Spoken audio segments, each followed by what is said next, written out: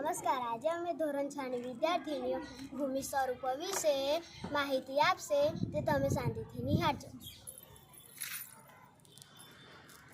જે ભૂમિભાગ ચારે બાજુથી જળ વિસ્તારથી ઘેરાયેલો હોય તેને ટાપુ તરીકે ઓળખવામાં આવે છે.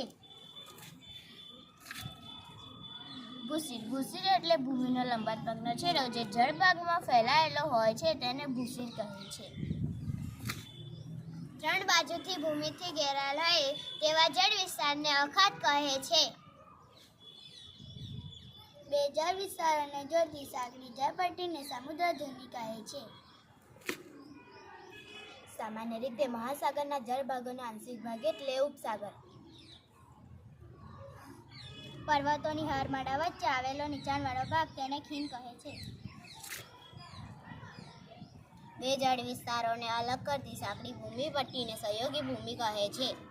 જે ભૂમિભાગને ત્રણેય બાજુથી સમુદ્ર હોય અને એક બાજુથી જમીન વિસ્તારથી જોડાયેલ હોય તેને દ્વીપકલ્પ કહે છે.